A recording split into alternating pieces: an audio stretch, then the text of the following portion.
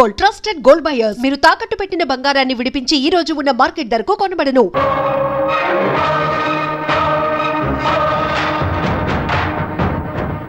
సంతోషం పోయింది, ఆస్తి పోయింది. రేయ్, నువ్వు చేసేది మంచి కాదురా. నేనెప్పుడూ ఇలాగే ఉండను. నేను చాలా చెడ్డోణ్ణిరా, చాలా చెడ్డోణ్ణి. ఇంకా ఫిగర్లను కరెక్ట్ చేసుకునే విషయంలో ఎవరిని నమ్మకూడదు. మనకు మనమే గెటప్ వేసుకుని కరెక్ట్ చేసుకోవాల్సిందే. Hi hi. బుజ్జి ఇది మీకు ఇమ్మని చెప్పాడు. బుజ్జి బాబు. ఓ ఆడ మనసు ఇంకో ఆడ మనసుకే తెలుస్తుందని చెప్తారు. అందుకని మీ మనసులో ఏముందో మీరే చదివి చెప్తే నేను అతనితో చెప్తాను.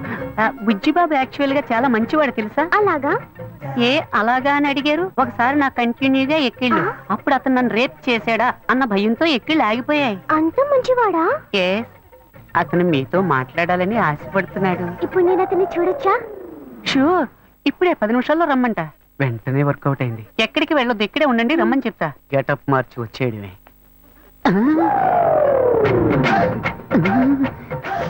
అయ్యో వీడెందుకు ఇక్కడికి వచ్చాడు? అయ్యో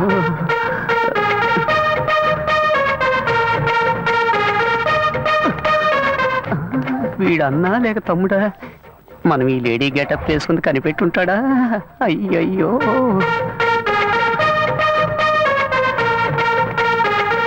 ఇదొకటి ఊరికే జారిపోతుంది. ఏంటి వీడు నడిస్తే నడుస్తున్నాడు, ఆగితే ఆగుతున్నాడు. అయ్యో ఏం చెబుతాడో తెలియట్లేదే. అనవసరంగా అమ్మాయిని బస్ స్టాండ్ లో వెయిట్ చేయమని చెప్పారు. అయ్యోయ్యో బ్లైండ్ అండ్ వచ్చేసాడు. తమ్ముడైతే పైన కొడతాడు, అన్నైతే ఎగిరెగిరి తంతాడే. వాళ్ళేస్తే దీనికే వెయ్యాలి. బుద్ధుందిరా నీకు? నువ్వు బుచ్చిబాబు సిస్టర్ కదా? బుజ్జి బాబునేరా? వలేస్తే నాకే వెయ్యాలా? వచ్చి వెయ్యరా, రారా. ఆడవేషం వేసుకుని కూడా లవ్ చేసుకుని ఇవ్వట్లేదు కదరా. నుంచి చూసినప్పుడు ఫిగర్ సూపర్ గా ఉంది అనుకున్నాను. ముందుకొచ్చి చూస్తే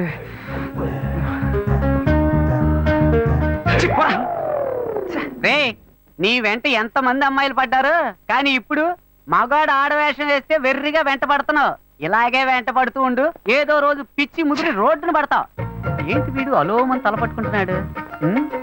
నేను లవ్ చేసిన అమ్మాయిలకి వలేసి కలేసుకుంటాడు అనుకుంటే చివరికి నన్నేం పెళ్ళేసుకుంటున్నాడు. Very bad. ఇంకీ ఊళ్ళో ఉండకూడదు, వేరే ఊరికి వెళ్ళి సెటిల్ అవడం మేలు.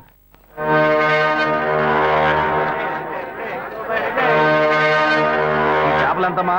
కిలో 270 రూపాయలు. ఏంటమ్మా ఎంత రేటు చెబుతున్నావు?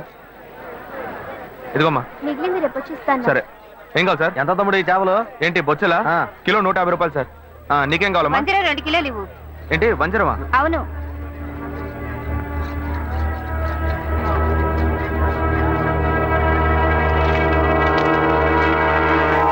క్రీడలో ఉన్నాడే, చేపలు అమ్ముతున్నాడు. ఎందుకు నన్ను చూసి పారిపోతున్నావు? నేనేం నిన్ను చూసి పారిపోవట్లేదా? నువ్వు నన్ను చూసే పారిపోతున్నావు, మర్యాదగా చెప్పు. ఏమంటే చేపల రేటు ఎక్కువగా చెప్పారు, నేను కొల్లాకి వెళ్ళిపోతున్నాను. ఇలా చూడు, ఇంతకు ముందు నేను నిన్ను ఎక్కడైనా చూసానా, లేకపోతే నీకు నాకు మధ్య ఏమైనా గొడవ? నన్ను చూసి ఎవరు అనుకుని పారిపోతున్నావు నువ్వు? మీరు నన్ను చూడలేదండి, నేను మిమ్మల్ని బాగా చూశాను. ఆ రోజు డ్యూటీ ముగించుకొని మేడ పైన నా రూమ్ లో డ్రెస్ మార్చుకుంటుంటే ఏవో మాటలు వినిపించినాయి. మామూలుగా అయినా మాటలే కదా అనుకుంటే శబ్దం పెరిగిపోతా ఉంది. కిటికీలోంచి చూస్తే మీరు అమ్మాయితో పోట్లాడుతూ ఉన్నారు. నువ్వు తెలియదని ఎలా చెప్తాను? నటించొద్దురా, నువ్వెవరివని నాకు తెలిసిపోయింది. కాలానికి తగ్గట్టు మాట మారుస్తావు, అవసరమైతే మనిషినే మారుస్తావు. అయ్యో, నన్ను తప్పుగా అర్థం చేసుకున్నావు. ఏదిరా, కరెక్ట్ గానే అర్థం చేసుకున్నా. రేపు నేను కమిషనర్ ఆఫీస్ కి వెళ్తున్నా. ఒకే ఒక కంప్లైంట్, 10 కల్లా నీకు జైలే. అయ్యో గాయు, పోలీసులే వద్దు, నేను పెళ్లి చేసుకుంటాను. ప్లీజ్ నా మాట విను. ఎంత మంది అమ్మాయిల దగ్గర నువ్వు ఇలాగే మాట్లాడతావు? లేని అమ్మాయిని ఈజీగా మోసం చేద్దామని చూస్తావా? గాయు గాయు చెప్పేది విను. ఎవిడెన్స్ లేదు అనుకోకు, అన్ని నా దగ్గర ఉన్నాయి. నేను నిర్ణయించుకున్నా, నా కాళ్ళు పట్టుకుని బతిమాలుకున్నా, నేను నిన్ను విడిచిపెట్టాను.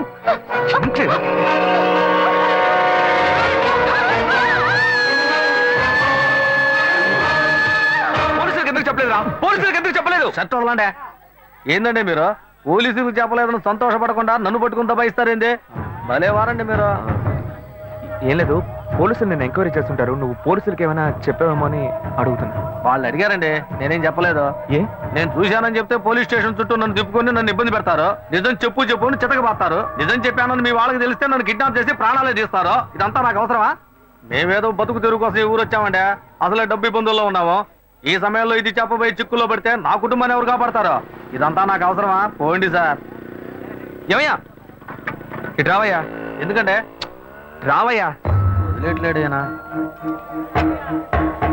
ఇదిగో తీసుకెళ్ళి ఎందుకంటే ఇవన్నీ నా దగ్గర అంత డబ్బు లేదే. తీసుకెళ్ళి తినవయ్యా. అవును, నువ్వు అక్కడే పని చేస్తున్నావా? ఆ అమ్మాయి చచ్చిపోయిన దగ్గర నుంచి ఆడికి డ్యూటీకే పోవట్లేదంటే. మరి ఇప్పుడు ఎక్కడ పని చేస్తున్నావు? ఇప్పుడు అప్సరా థియేటర్లోనేనండి నా డ్యూటీ. సరే థియేటరా. ఇవాళ పనికెళ్ళా? లేదు, సాయంత్రం పైన. ఇదిగో తీసుకెళ్ళు, వెళ్ళి వండుకొని తిను. రే ఆయన అడిగిన చేపలు ఎవరా? అలాగే అన్న. ఉండు. ఇవి ఖర్చులు కొంచెం. ఎందుకంటే ఇవన్నీ పర్లేదు, ఉంచుకోవయ్యా. వెళ్ళు, సరేనా? అవును, నీ పేరేమన్నావు? సుబ్బారావు అండి. ఏయ్ సుబ్బారావు, ఏం లేదు, సాయంత్రం అప్సరా థియేటర్ వైపు వస్తాను. ఓ 10,000 ఇస్తాను, తీసుకో. 10,000? అవునయ్యా, నీకు డబ్బు ఇబ్బంది అని చెప్పావు కదా. అవును. అందుకే తెస్తాను, వెళ్ళు. నేను ముందే చూసుంటే డబ్బులు బాగా వసూలు చేసుంటే వాళ్ళవా. చెత్త నా కొడక. అచ్చా, నేను నమ్మలేకపోతున్నాను. నేనే నమ్మలేకపోతున్నాను. వాడు చెప్పింది అబద్ధం అని నాకు అప్పుడే అనుమానం వచ్చింది. వాడి నోటితోనే నిజం చెప్పిద్దాం అనుకున్నాను. తప్పు చేస్తుంటాడు అనుకున్నాను, కానీ ఇలా హత్య చేసేంత ఘోరాన్ని కొడిగడతాడని నేను కళ్ళు కూడా అనుకోలేదు. వాడిని ఎక్కడైనా చూశానంటే నడి రోడ్లోనే చెప్ప తీసి కొడతా. ఇంత పెద్ద తప్పు చేసి ఏమీ తెలియనట్టు నటిస్తున్నాడు, నిన్ను మోసం చేశాడు. వాడిని ఊరికే వదలకూడదు. ఇది సూసైడ్ కాదు, మర్డర్ అని పోలీసులు కంప్లైంట్ ఇవ్వాలి. కంప్లైంట్ ఇవ్వాలంటే ఆ కేసును రీఓపెన్ చేయాలి. నేను ఆ కేసును రీఓపెన్ చేయలేను. ఇంతకు ముందే ఆ జడ్జి నేను పిచ్చోడిని చెప్పి మెంటల్ హాస్పిటల్కి పంపిస్తానని చెప్పాడు. నేను కంప్లైంట్ ఇస్తాను. నేను కంప్లైంట్ ఇస్తే రీఓపెన్ చేయరా? ఎక్కడ సెక్యూరిటీ? అతనే తీసుకెళ్దాం. ఏందబ్బా ఇదే, సాయంకాలం వస్తాను 10,000 ఇస్తాను అన్నాడు, అడ్రస్ లేడు.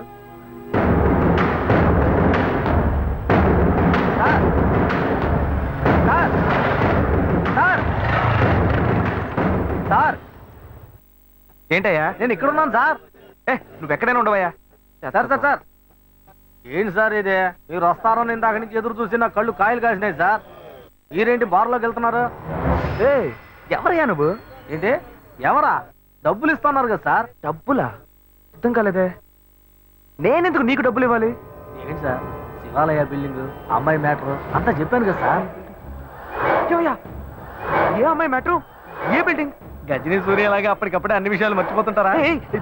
మ్యాటర్ చెప్పోయా. అదే పొద్దున చేపల మార్కెట్లో అంతా చెప్పాను కదా సార్. చేపల మార్కెట్లో అంతా చెప్పేశావా? చెప్పాను కదా సార్.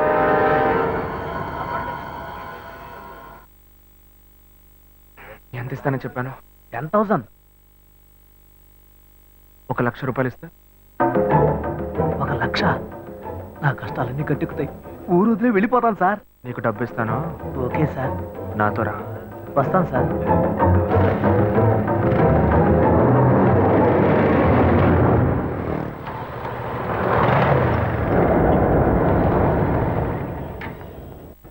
హలో, బండి ఇక్కడ పార్క్ చేయకూడదు, తీసుకెళ్ళి అక్కడ పార్క్ చేయండి. లేదు, ఇక్కడ పార్క్ చేయట్లేదు. ఇక్కడ సెక్యూరిటీ సుబ్బారావు అని ఒక అతను ఉండాలి.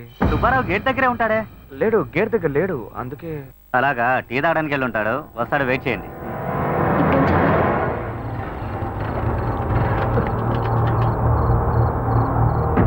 దిగవయ్యా.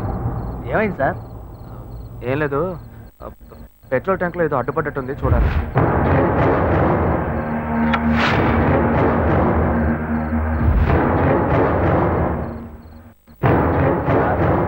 మనం అక్కడికి పోవడానికి ఇంకా ఎంతసేపు అవుద్ది సార్?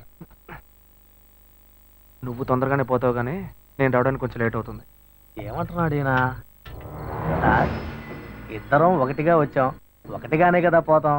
మరి నేను ఒక్కడే ముందుగా ఎలా పోతాను సార్? ఒకటిగా వస్తే ఒకటిగానే పోవాలా?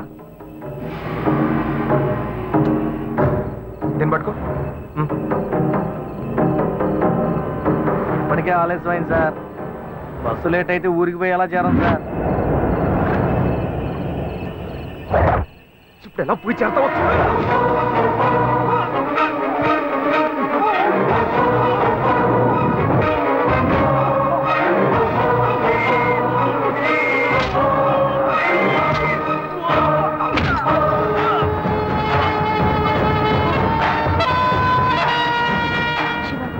చాలా లేట్ అయింది, మనం రేపొద్దామా? చూద్దాం, ఉండు. హలో, అతని ఫోన్ నెంబర్ ఉందా? ఉంది.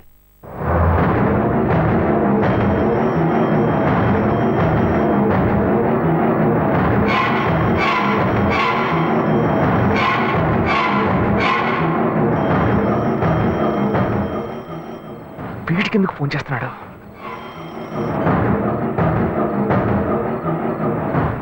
హలో, ఏయ్ సుబ్బారావు, నేనయ్యా నీకోసం డబ్బు తీసుకొచ్చానయ్యా. సార్ నేను అర్జెంట్గా ఊరికి పోతున్నాను సార్. ఏంటి ఊరికి వెళ్తున్నావా? ఎప్పుడు వస్తావయ్యా? నేను రావడానికి ఒక 4 వారం అవుతుంది సార్. ఏమంటున్నావయ్యా? మా అమ్మకి ఒంట్లో బాగాలేదని ఫోన్ వచ్చింది, అందుకే బయలుదేరాను సార్. నేను రాగానే ఫోన్ చేస్తాను సార్. తొందరగా రావయ్యా. వచ్చేస్తాను సార్. ఏమైంది? అతను ఎప్పుడు వస్తాడంట? వస్తాడు దయ్యంలా. వాడు రావడానికి వారం పడుతుందట.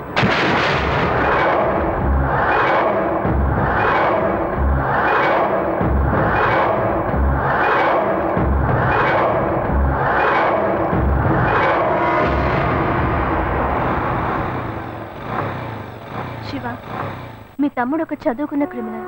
అతని విషయంలో తొందరపాటు నిర్ణయం తీసుకుని మీ ఇంట్లో మళ్ళీ చెడ్డ పేరు తెచ్చుకోవద్దు. ఆ సెక్యూరిటీని రానివ్వు, ఆ తర్వాత మనం కంప్లైంట్ ఇద్దాం. అంతవరకు నువ్వు ఇంట్లోనూ అతని ముందు ఏమీ తెలియనట్టే ప్రవర్తించు. కొంచెం కేర్ఫుల్ గా ఉండు శివ. నువ్వు ఈజీగా చెప్పేశావు. వాడు కనుక నా చేతికి దొరికాడు.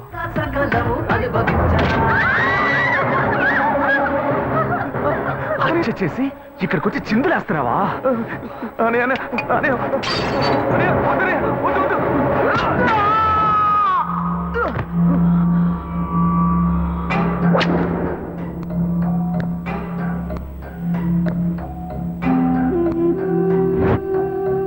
కల్లో కూడా అమ్మాయిలతో సంతోషంగా ఉండనివ్వట్లేదే.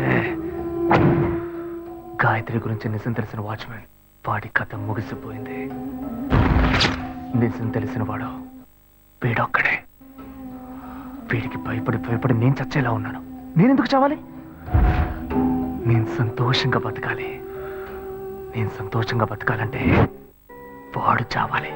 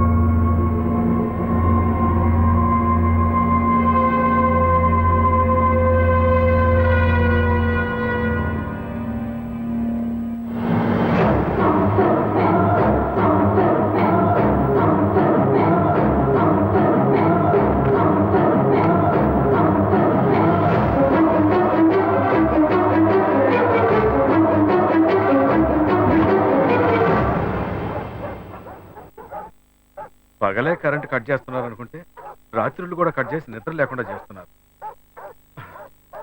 రోడ్ లైట్లన్నీ వెలుగుతున్నాయి.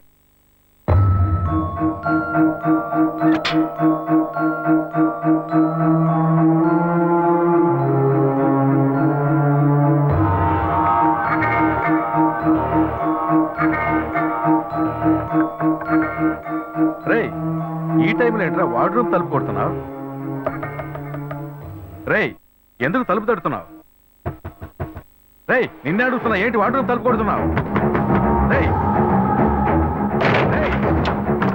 ఇంకేమైనా పిచ్చి గిచ్చి పెట్టిరా? రేయ్, ఎందుకు ఈ టైంలో వార్డ్రూమ్ లోకి వస్తున్నా? రే అశోక్, ఎక్కడ అశోక్ కనపడటం లేదు? అనయ్య, ఏమైందన్నయ్య? ఎందుకు తలుపులు బద్దలు కొడుతున్నారు? నీకేం తెలీదా?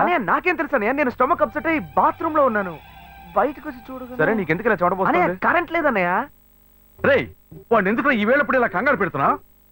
సరే నువ్వు వెళ్ళి పడుకోపో. రేయ్, నేను అడుగుతుంటే నువ్వు అడిగింది చాలు, వెళ్ళి పడుకోపోవయ్యా, వెళ్ళు. ఏం జరుగుతుందో తెలియటం లేదురా. నీకేమైనా కావాలంటే చెప్పరా, నేను పైన ఉంటాను. సరే అన్నయ్య.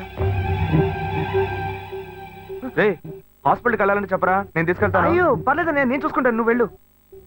సరే వెళ్ళి పడుకోపో. నువ్వు వెళ్ళన్నయ్య.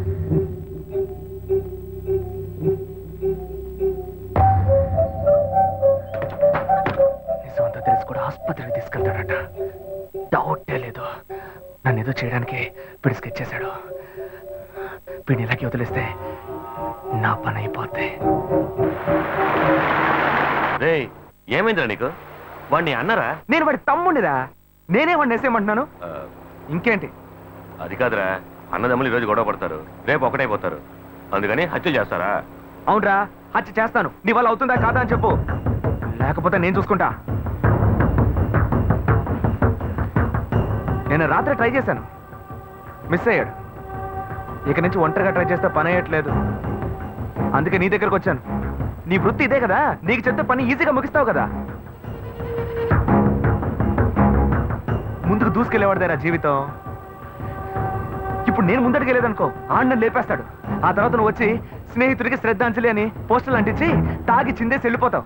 పోయే ప్రాణం నాది.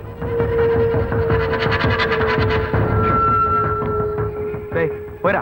అయితే డిసైడ్ అయ్యి వచ్చినట్టున్నావు. నువ్వు చెప్పేదంతా కరెక్టేనా మావా? ఎందుకైనా కొంచెం ఆలోచించరా. ఎక్కువగా ఆలోచించాము బతకలేము. సరే సరే, నువ్వేం టెన్షన్ అవ్వరా. అన్నతో మాట మాట్లాడి నేనే లైన్లోకి వస్తా.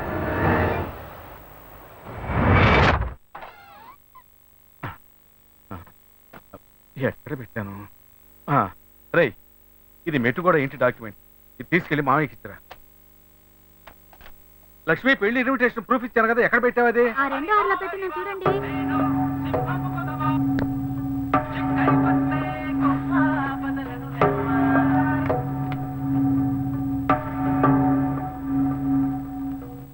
హలో. రే మావా, మీరెవరు? నా పేరు గుణ. అశోక్ లేడా? ఒక్క నిమిషం. ఎవరో గుణ అట.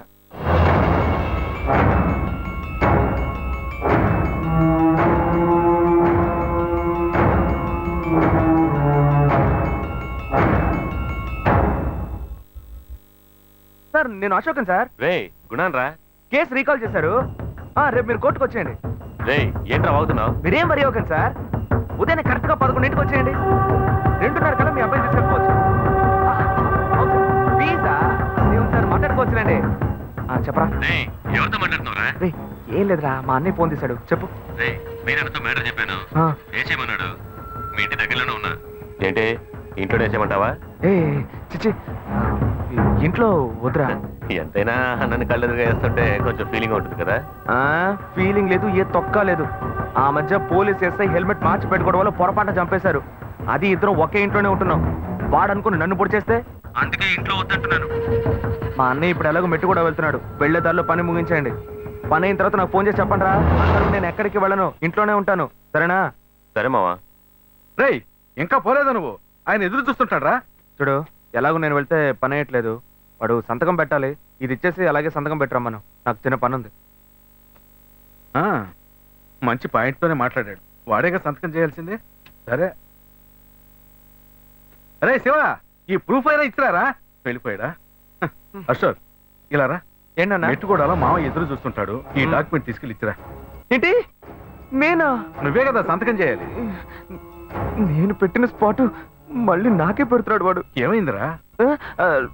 లేదు నాన్న, నా సొంత ఆస్తి నేనే వెళ్ళి అమ్మాలా. ముహూర్తాలు పెట్టుకున్నావు, నువ్వు వెళ్తేనే పని అవుతుందిరా. అవుతుంది, నా పని అవుతుంది. నా చిన్నా కదూ, నేను చెప్పే ఏ మాటైనా నువ్వే వింటావు. ఇదిగో. ఎంత చెప్పినా వినట్లేదే. సరే సరే, ఇవ్వండి. పోయిరారా బంగారు. ఏనొకడు సమయ సందర్భం లేకుండా నవ్వుతూ ఉంటాడు. ఏం బాబు, పిలిచావా? మిమ్మల్ని కాదు, వెళ్ళండి వెళ్ళండి. సరే సరే. లక్ష్మి, ఇంకో పని అయిపోయింది.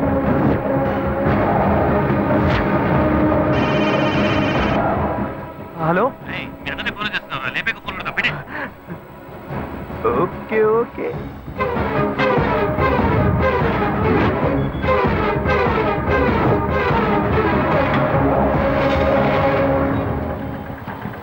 రెడీగా ఉండండి రా.